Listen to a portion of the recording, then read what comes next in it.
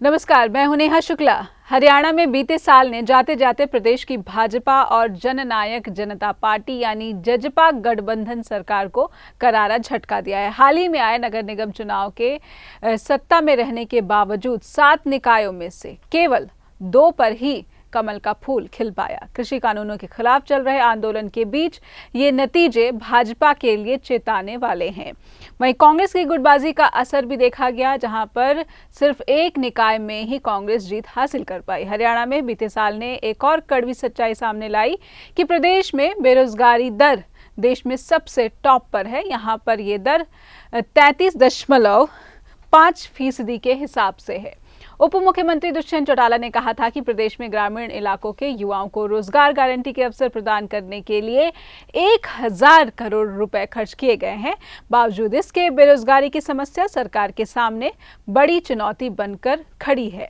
आज इन दोनों मुद्दों पर डिटेल में समझने की कोशिश करेंगे अपने expert senior journalist Harish Vashisht ji के साथ। हरीश जी, सबसे पहले आपका स्वागत करती हूँ। जानना चाहूंगी कि आप किस तरह से देख रहे हैं जो अभी हालिया निकाय चुनाव के नतीजे आए हैं। बीजेपी को बड़ा झटका तो है ही, कांग्रेस को भी ज्यादा खुश होने की जरूरत नहीं है, ऐसा लग रहा है। बिल्कुल ठीक कहा आपने कि ये मतदाता है, उसने थोड़ा थोड़ा है वो सबको दिया जी।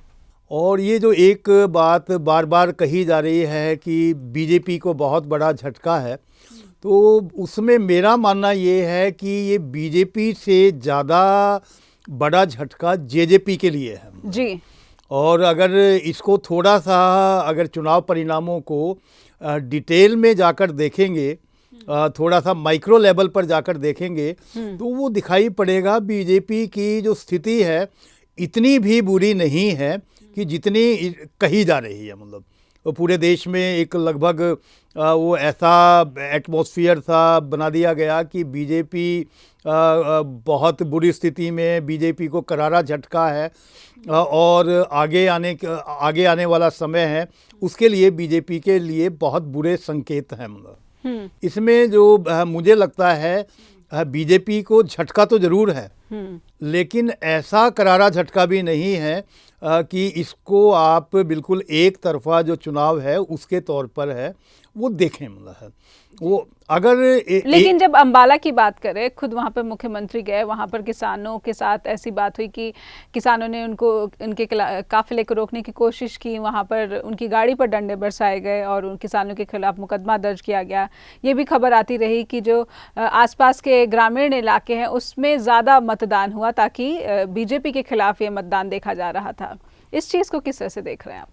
अंबाला से ही बात शुरू करते हैं। जी, अंबाला से। जी, वो अंबाला में ठीक है, मेयर है वो बीजेपी का नहीं जीत पाया या जीत पाई क्योंकि वो महिलाओं के लिए वो सीट है, वो रिजर्व थी।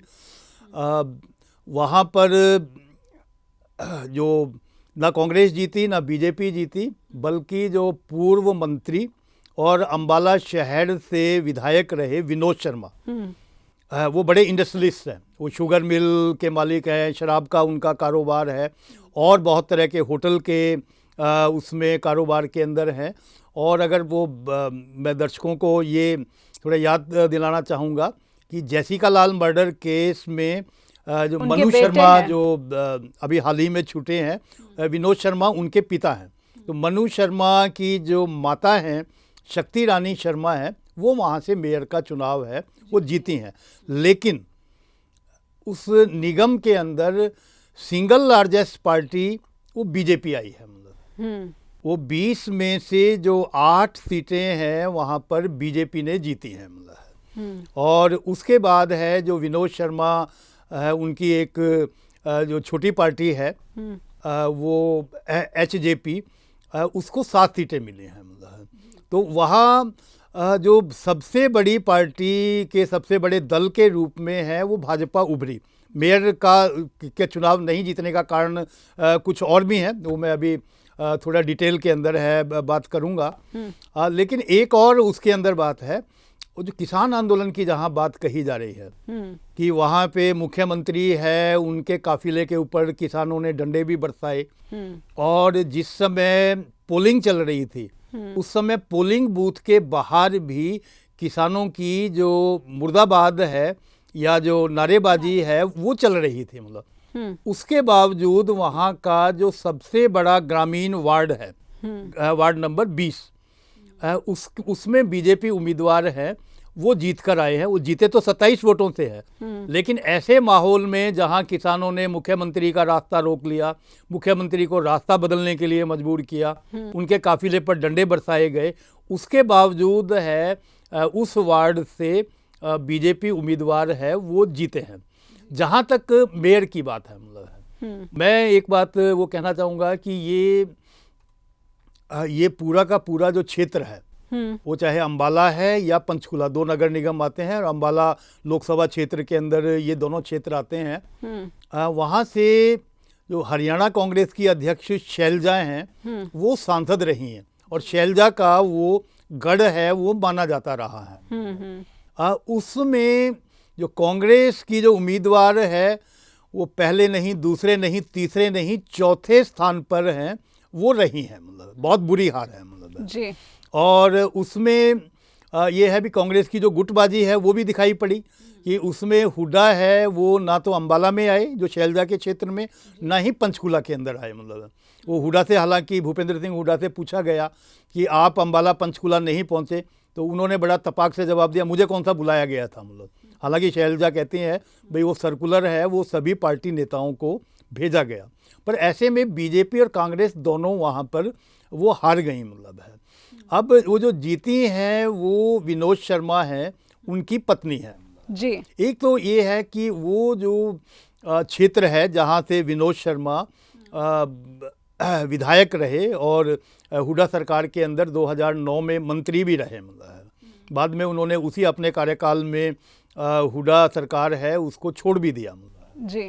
तो वो जो विनोद शर्मा है वो उस क्षेत्र में लगातार सक्रिय रहे हैं, मतलब और इसमें एक मैं और कहना चाहूँगा कि विनोद शर्मा से ज़्यादा पिछले 12-13 साल से उनकी पत्नी शक्ति रानी शर्मा है वो सक्रिय रही हैं। कहीं अगर विवाह है, कहीं मृत्यु है, कोई सामाजिक कार्यक्रम है, उसके अंदर विनोद शर्मा से ज़्यादा जो शक्ति रानी शर्मा है वो हाजिर रही, मतलब है।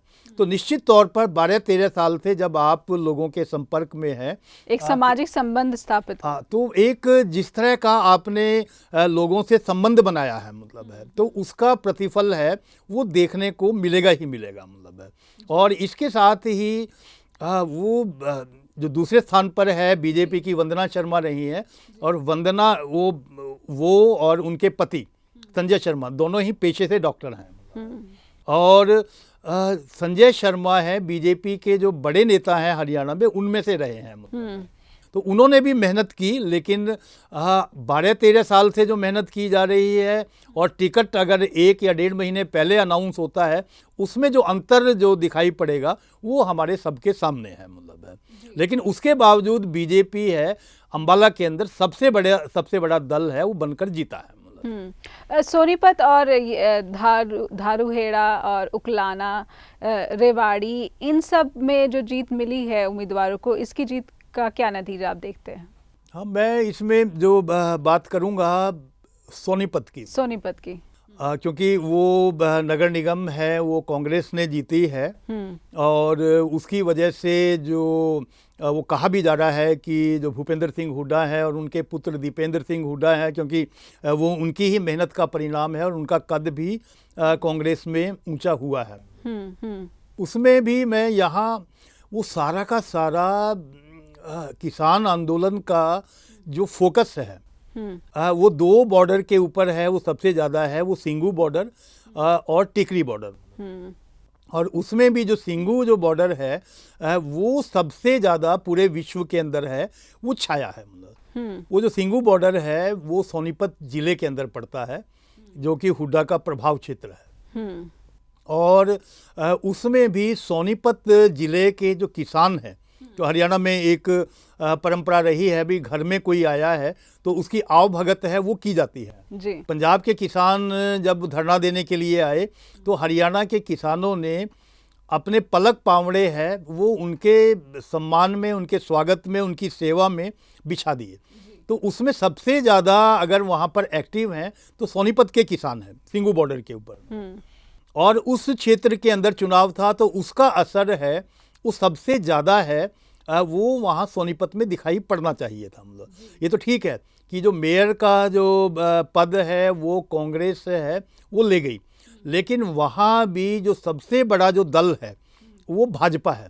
बीजेपी ने वहाँ पे 10 अपने जो पार्षद हैं वो जिताए हैं, कांग्रेस के 9 पार्षद हैं वो जीते हैं। मतलब है तो ऐसे में वहाँ भी जो जीत है कांग्रेस की वो एक तरफा नहीं है, जबकि वहाँ पर जो सेंटीमेंट है वो किसान आंदोलन के साथ था और बीजेपी और सरकार के खिलाफ था।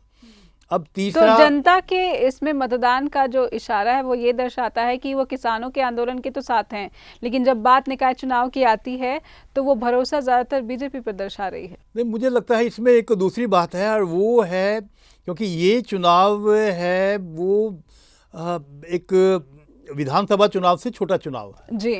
और इसके अंदर जो कैंडिडेट है उसकी जो निजी जो उसका जो किरदार है, निजी छवि है, उसका ज़्यादा असर है वो रहता है।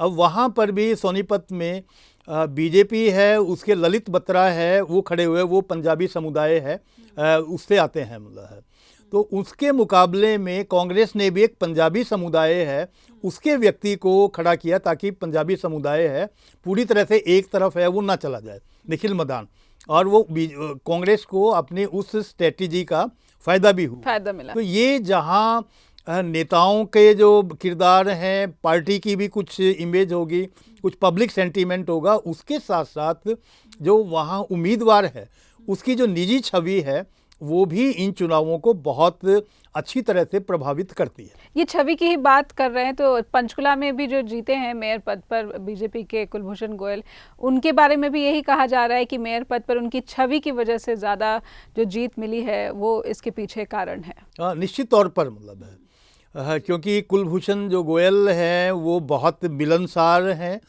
और मिलनसार के साथ साथ वो एक बड़े बिजनेसमैन भी हैं। मतलब उनका हाउसिंग का और जो एजुकेशन है उसके बड़े जो बिजनेस हैं उनके चलते हैं, लेकिन उन बिजनेस के साथ साथ है वो लोगों से मिलने जुलने में, इनेलो के टिकट पर वो चुनाव लड़ चुके हैं। मतलब वो मूलतः बीजेपी के जो खाटी बीजेपी नेता हैं वो नहीं है जी जी, इनेलो से बीजेपी के अंदर आए हैं और बीजेपी से इनेलो से लोक विधानसभा का चुनाव भी लड़ चुके हैं जी। तो लोगों से मिलने जुलने का स्वभाव या लोगों के बीच में जाने का स्वभाव है वो उनका रहा। मतलब वो इसका फायदा और उसके साथ है क्योंकि बीजेपी जो हरियाणा विधानसभा अध्यक्ष हैं ज्ञानचंद गुप्ता, उनकी भी कॉन्स्टिट्यूएंसी है, उनका घर भी वहीं पर है और चंडीगढ़ से पास होने की वजह से बीजेपी ने उसके ऊपर जोर भी बहुत ज़्यादा लगाया। मतलब है और इस कॉन्स्टिट्यूएंसी का जो स्वभाव है,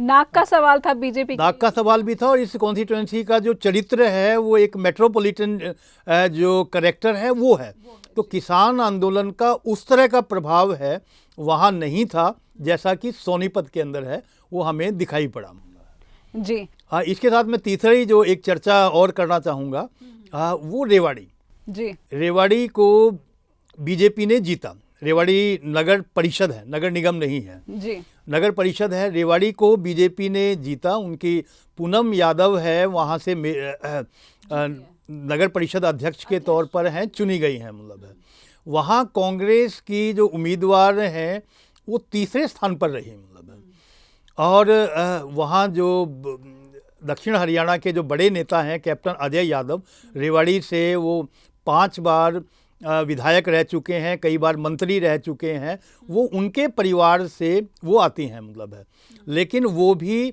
पहले नहीं, दूसरे नहीं, तीसरे स्थान पर है चुनाव के अंदर आई और उनके चुनाव प्रचार में भूपेंद्र सिंह हुड्डा भी पहुँचे, लेकिन उसके बावजूद है वो चुनाव नहीं जीत पाई। मतलब है और उसका एक कारण तो ये है कि कांग्रेस की जो आपसी जो फूट है वो वहाँ पर दिखाई पड़ी और वो फूट रहे।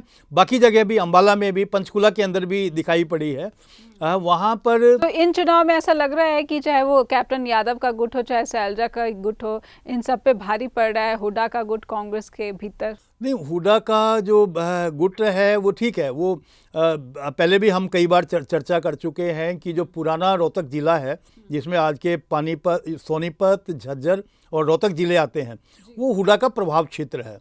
हुड्डा अपने बल पर उन 3 जिलों के अंदर है, वो कैसा भी चुनाव हो, चाहे वो ग्राम पंचायत का चुनाव होगा, वो नगर निगम का चुनाव होगा या विधानसभा का होगा, वो जिताकर ले जाते हैं मतलब। लेकिन इन 3 जिलों से बाहर है, हुड्डा का प्रभाव है बड़ा सीमित है। और वो जैसे मैंने कहा भी, हुड्डा रेवाड़ी के अंदर गए मतलब है, लेकिन रेवाड़ी में अपने उम्मीदवार को वो दूसरे स्थान पर भी नहीं ला पाए। जिताना तो क्या था मतलब है। तो ऐसे में ये है कि हुड्डा 3 जिलों के तो बड़े नेता हैं मतलब है, बाकी पूरे हरियाणा में उनकी जो अपील है वो उतनी प्रभावी नहीं है जितनी वहाँ पर। जी, अब मैं हरीश जी, अब मैं दूसरे मुद्दे पर आना चाहूँगी जो कि प्रदेश में बेरोजगारी का है।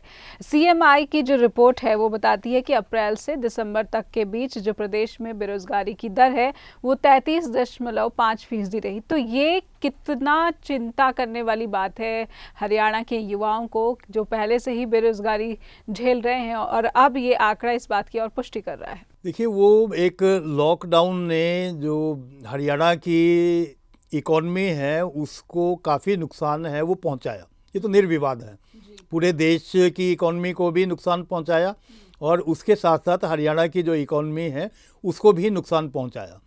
वो इसी जो संस्था है, centre for monitoring Indian economy, CMIE जी, इनके जो पिछले जो सर्वे थे, जो अप्रैल 2019 का जो उनका जो सर्वे था, उसमें हरियाणा में जो बेरोजगारी दर है वो 26.5% थी मतलब।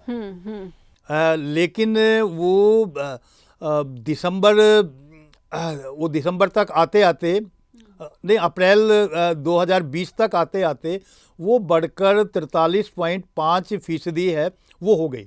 और उस समय हरियाणा है बेरोजगारी दर के हिसाब से देश में 5वें स्थान पर है, वो पहुंच गया। उससे पहले पुडुचेरी थे, तमिलनाडु, झारखंड और बिहार, ये 4 जो राज्य हैं वो हरियाणा से ऊपर थे। हरियाणा 5वें स्थान पर था। लेकिन उसके बाद जो अभी हालिया जो उनका जो सर्वे आया है उसमें वो 4 राज्य जो हरियाणा से ऊपर थे बेरोजगारी में, उनकी अर्थव्यवस्था है, उन्होंने एक बेहतर प्रदर्शन किया और हरियाणा है बेरोजगारी दर में उनसे आगे निकल गया। हरियाणा इस समय देश में जो इस संस्था है उसकी रिपोर्ट है, उसके हिसाब से देश में पहले स्थान पर है जी। और वो जो 4 राज्य हैं वो उसके बाद आते हैं। तो ऐसे में एक चिंता का विषय है वो सरकार के लिए हो सकता है। लेकिन ये जो संस्था है CMIE, उसके ये जो सर्वे है, सर्वे के जो आंकड़े हैं, अभी इसकी जो डिटेल्स हैं वो आनी बाकी हैं अभी, क्योंकि इसके ऊपर जो इंडस्ट्री है वो भी पूरी तरह से विश्वास है वो नहीं कर पा रही है मतलब। इंडस्ट्री का कहना ये है, वो पहले ये था कि जो मैन्युफैक्चरिंग इंडस्ट्री है वो लगा कि सबसे ज़्यादा बेरोजगारी दर उसमें है, उससे है जी। लेकिन वो जो नास्कॉम जो संस्था है उनका कहना था कि IT जो इंडस्ट्री है उस पर इस लॉकडाउन में कोई बहुत ज़्यादा असर है वो नहीं पड़ा, क्योंकि वर्क फ्रॉम होम है वो चलता रहा, तो लोगों को बाहर करने की या नौकरी से हटाने की ज़रूरत है वो नहीं पड़ी मतलब है।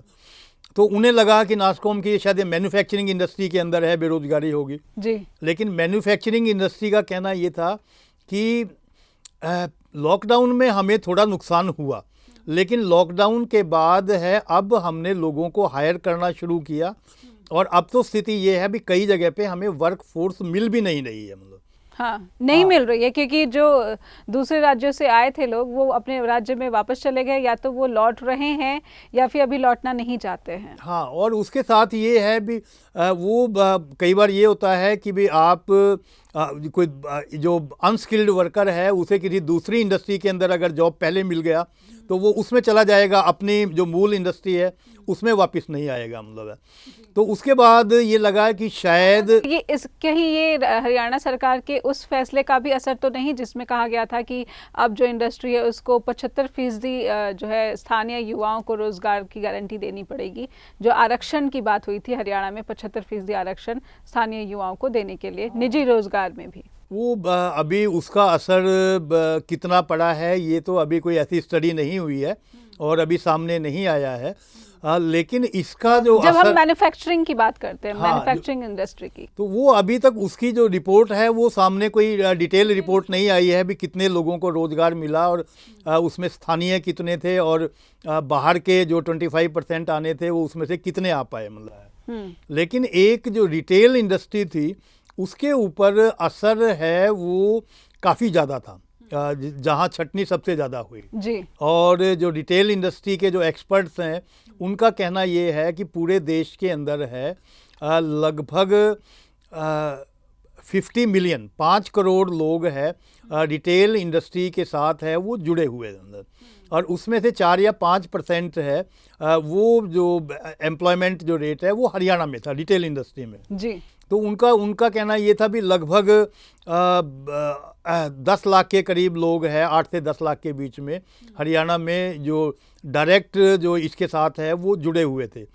और उस इंडस्ट्री का कहना है कि इस लॉकडाउन में 1 लाख लोग हैं वो बेरोजगार हुए, जैसा उनका अंदाजा है मतलब। पर उनका भी और ये इंडस्ट्री ज्यादातर जो एनसीआर के इलाके हैं वहां पर मौजूद है। हाँ, ये इंडस्ट्री है आमतौर पर पानीपत है, सोनीपत है, फरीदाबाद है, गुड़गांव है, वो इन इलाकों के अंदर है वो स्थित है मतलब। थोड़ा बहुत जो ये इंडस्ट्री है अंबाला यमुनानगर है उसके अंदर भी दिखाई पड़ती है, लेकिन मुख्यतः इसका जो सेंटर है वो एनसीआर के अंदर है। एक सवाल यहाँ पर ये कि दुष्यंत चौटाला ने अभी हाल ही में दिसंबर जाते जाते उन्होंने ये बयान दिया था कि उन्होंने पिछले साल के मुकाबले 1000 करोड़ रुपए खर्च किए हैं ग्रामीण युवाओं को रोजगार की गारंटी प्रदान करने के लिए। तो क्या ये जो ग्रामीण स्तर पर सरकार ने दावा किया है कि उन्होंने युवाओं को रोजगार देने की कोशिश की है और पिछले साल के मुकाबले 30% ज़्यादा खर्च किया है सरकार ने, तो इसका कहीं कुछ खास असर नहीं मिला? वो देखिए, वो जो दुष्यंत चौटाला जो कह रहे हैं अभी वो जो उनके जो आंकड़े हैं उससे ये वाला जो सर्वे है ये बिल्कुल अलग तरह की जो कहानी है वो बयान करती है जी। और उसमें क्योंकि दुष्यंत चौटाला तो वो एक बात और भी कह रहे हैं क्योंकि अभी ये सर्वे नया आया है और इसके पैरामीटर तो डिटेल से अभी सामने आने बाकी हैं। दुष्यंत चौटाला का कहना ये है कि 2014 के बाद मतलब और आज तक 2014 में हरियाणा की जो जीडीपी थी वो 3.7 लाख करोड़ की जीडीपी थी और इस समय ये 5.7 लाख करोड़ की हरियाणा की जीडीपी है जी। और इसमें लगभग 2 लाख करोड़ है उसका इजाफा है वो हुआ है। और उनका ये भी कहना है कि भाई जो इंडस्ट्रियल ग्रोथ है वो 9% है और जो सर्विस सेक्टर है और रिटेल सेक्टर है उसकी जो ग्रोथ का जो एवरेज है वो नेशनल एवरेज है उससे कहीं ज़्यादा है जी। तो वो सरकार है अभी फ़िलहाल इस जो आंकड़ा है जो CMIE का है उसके ऊपर विश्वास करने को तैयार नहीं है। और जो इंडस्ट्री है वो भी अभी पूरी तरह से इंडस्ट्री के जो डिफरेंट सेगमेंट्स हैं वो भी पूरी तरह से अभी विश्वास इसके ऊपर करने को तैयार नहीं है। तो इसमें थोड़ा समय लगेगा कि ये जो आंकड़े हैं इनको हम वेरीफाई कर सकें और उन पैरामीटर्स हैं उनको चेक कर सकें जिनके ऊपर है ये जो पूरा का पूरा जो आंकड़ों का जो खेल है वो खड़ा हुआ है। हरीश जी, जेजेपी को आपने कहा कि बीजेपी से ज़्यादा जो चिंता की बात है वो जेजेपी के लिए है जो निकाय चुनाव के नतीजे हैं, तो इसको ज़रा हमारे दर्शकों के लिए विस्तार से बताइए। देखिए नेहा जी, जेजेपी है वो 2 जगह है वो जो नगर पालिकाएँ हैं उन पर चुनाव लड़ी है बीजेपी के साथ, क्योंकि उनका गठबंधन था तो 2 नगर पालिकाएँ हैं वो उन्हें मिली और एक धारूहेड़ा की और एक उकलाना की मतलब। और उकलाना जो नगर पालिका है उसमें क्योंकि उकलाना क्षेत्र में अनूप धानक है वो वहाँ से जेजेपी के विधायक हैं और दुष्यंत चौटाला परिवार के बहुत करीब हैं, खास हैं और हरियाणा में मंत्री भी हैं। मतलब उस क्षेत्र में जेजेपी को बहुत बुरी तरह से हार का सामना है वो करना पड़ा। मतलब इसी तरह से धारूहेड़ा के अंदर है, उनके जो उम्मीदवार हैं नगर पालिका अध्यक्ष के लिए, उनको बहुत थोड़े वोट हैं वो मिले। मतलब तो ऐसे में वो दोनों ही जो पालिकाएं हैं वो हार गए और बाकी जगह जो पार्षद के तौर पर भी उनको केवल पंचकुला में 2 सीटें हैं वो हासिल हुई। क्योंकि जेजेपी है ग्रामीण क्षेत्र की पार्टी है और ग्रामीण क्षेत्र में भी किसानों की पार्टी है, किसानों के में भी एक खास जो वर्ग है उसकी पार्टी है, इसको माना जाता है। मतलब ऐसे में इसके लिए बड़ा चिंता का विषय है कि वो जो उसका ग्रामीण जो आधार है वो खिसक रहा है। मतलब पहले जो उपचुनाव थे उस पे भी इसका असर, और बड़ौदा उपचुनाव है उसमें क्योंकि वो ग्रामीण क्षेत्र था, जेजेपी ने पूरा जोर लगाया, उसके बावजूद है बीजेपी का उम्मीदवार है वहाँ हार गया। मतलब जी। और इसमें जो एक जो बड़ा जो इसका राजनीतिक जो परिणाम है वो देखने को मिल सकता है, वो जेजेपी के लिए बड़ी चिंता का विषय है। ये हार से भी ज़्यादा बड़ी चिंता का विषय है क्योंकि उसके जो 10 में से 5 या 6 विधायक है वो नाराज चल रहे हैं और वो जगह जगह किसानों के समर्थन के अंदर है, वो अपनी बात कहते हुए दिखाई पड़ते हैं और कहीं कहीं तो वो सरकार के प्रति नाराज़गी भी अपनी प्रदर्शित करते हैं। अब ऐसे में अगर ये किसान आंदोलन का कोई समाधान है वो नहीं निकल पाता है, तो ऐसे में ये 6 से अगर 7 विधायक है वो उनके साथ हो जाते हैं जो दुष्यंत चौटाला से नाराज़ होंगे, सरकार से नाराज़ होंगे, किसान आंदोलन के पक्ष में होंगे, तो पार्टी के अंदर है टूट है वो हो सकती है, पार्टी में डिवीज़न हो सकता है। मतलब और ऐसे में सरकार का जो बचना है वो भी मुश्किल हो सकता है। मतलब जेजेपी के लिए ये एक तो ये कि सरकार है वो जा सकती है और दूसरा ये जो नई पार्टी बनी है, अभी 1 साल पहले जो पार्टी बनी है वो पार्टी अस्तित्व में ठीक तरह से आने से पहले ही कहीं बिखर ना जाए। और यही वजह है कि जो हुड्डा है लगातार आज गवर्नर से कुछ दिन पहले जब उन्होंने मिलने की इच्छा जताई कि वो दिया जाए ताकि जो विधानसभा का विशेष सत्र बुलाया जा सके, लेकिन गवर्नर ने मिलने से ही इनकार कर दिया, जिस पर नाराज़गी जताई हुड्डा ने। तो हुड्डा को भी ये लग रहा है कि ये सही मौका है जब जेजेपी को जो उनका जनाधार अब बिखरता हुआ नजर आ रहा है, इस पर सरकार को चोट करनी चाहिए और इसका फल शायद विपक्ष कांग्रेस को मिल पाएगा। बहुत बहुत शुक्रिया हरीश जी आपका। विस्तार से हमने जाना कि प्रदेश में जो बेरोजगारी के आंकड़े हैं उन पर फिलहाल कितनी चिंता करनी चाहिए, क्योंकि डिटेल कुछ आने बाकी है। साथ ही साथ जो निकाय चुनाव के नतीजे हैं वो बीजेपी जेजेपी के साथ साथ कांग्रेस को क्या इशारा कर रहे हैं, कितना खुश होना चाहिए, कितना और काम करने की जरूरत है। फिलहाल इतना ही। नमस्कार।